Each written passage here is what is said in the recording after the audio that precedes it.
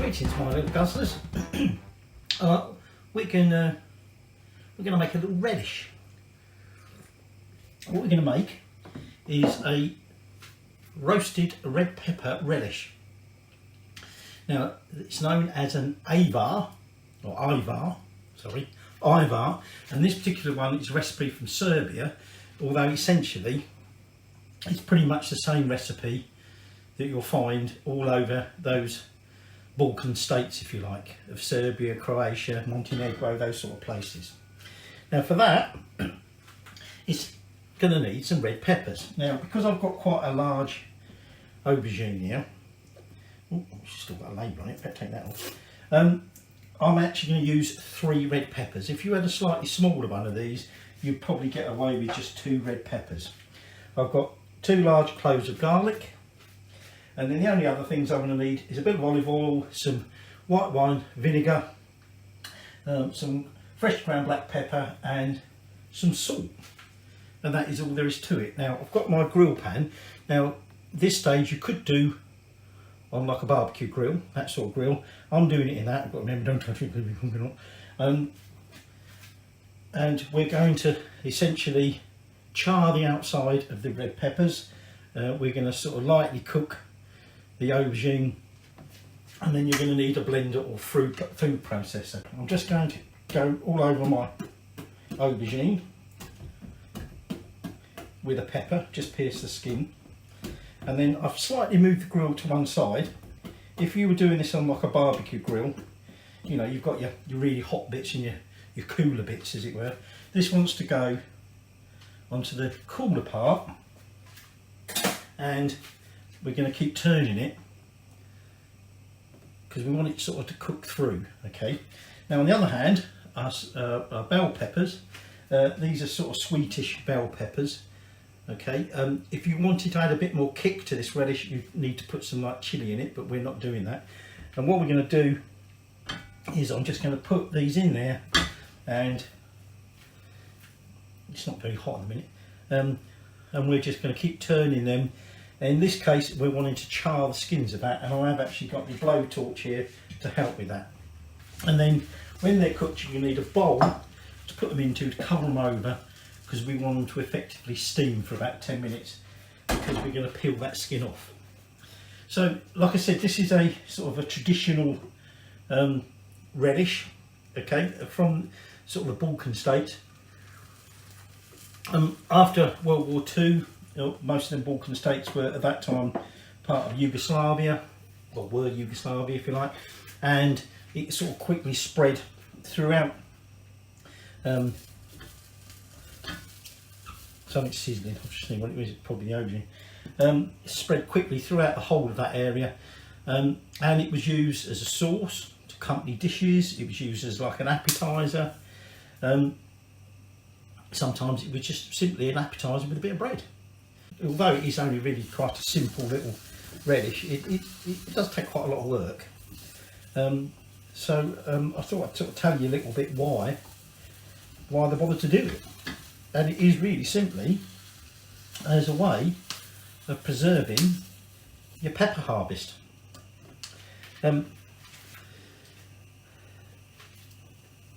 Serbia, Bosnia, those areas, this was just a traditional way of preparing these so that you could store it away and use them throughout the year. To give you an indication of how big a deal it is, in Serbia, their annual production is about 640 tonnes. So a lot of red peppers. Just turn that a minute. Now the word Ajvar comes from a Turkish word which basically meant salted roe or caviar. And the word is also therefore similar with the word caviar, which comes from a Persian word for caviar. Prior to the 20th century, on the Danube in particular, there was an awful lot of caviar produced. from the sturgeon. So that what we would think of as traditional caviar, eggs, you know, the fish roe of the sturgeon. But it wasn't something that was readily available necessarily to most households. So this sort of using the red peppers in the way we're going to be effectively created what looked like sort of red caviar. So hence it became known as sort of like caviar, if you like, and that's where the name comes from. Peppers are in the bowl steaming, and what we're going to do with our eggplant is cooled down enough now that I can hold it. Just going to cut it open, and then we're just going to scoop the flesh out, although I might need to use a knife a little bit. It's not really cooked all the way through to make it soft enough, but that's not a problem. And I'm just going to scoop that out into the little food processor or blender, whatever you're going to use. So I said to you how this was a means of particularly preserving the peppers, if you like. So during the summer months, this would be a big laborious job, particularly not so much this bit, but peeling the peppers, roasting off all these peppers, charring them all, and then peeling them all would have been a big job. And so this would have been at the end of summer, in the autumn, when the harvest came along. Everybody would get on with this. Different sort of areas perhaps had a slight variation on what they would, you know, what they might add to it. Some places, for instance, had or use green peppers. They may put oregano into it. Like I say, you know, it just sort of varied from region to region, if you like. So while I'm waiting on those peppers, I'm just going to roughly chop that garlic, and we're going to put that in there, ready, oops, bit on the floor, ready to blitz that all together. I'll tell you what, it's a lot harder peeling roasted peppers like that than it is tomatoes when you do tomatoes. I can see why it's quite a big job. So now what we're going to do is we're just going to blitz this together. Now, again, you can vary what this like. You can make it chunky or you can make it quite smooth, and we're making it smooth. So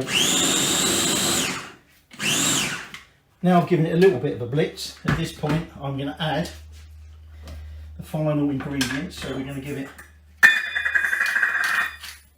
a little bit of freshly ground black pepper. I'm going to add about a 1/4 teaspoon of salt, but we can always add more salt later. And then I'm going to add a tablespoon of olive oil and 1.5 teaspoons of our white wine vinegar. 1, 2. And now all I'm going to do is give that another good blitz together, and then we can taste it and add a little bit more salt or pepper if we wish. So let's give it a little taster.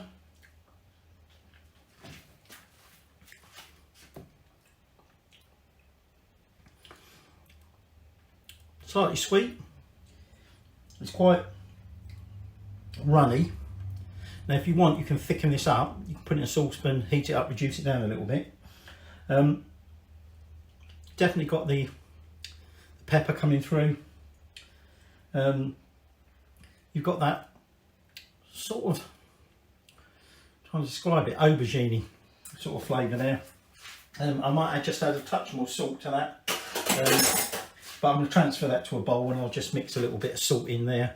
I might even add a little dash more vinegar, just to make it that little, give it that little slightly acidic edge, because at the moment you don't really get that. But there you go. That is your Serbian red roasted pepper relish Ajvar. Ajvar, one of the two.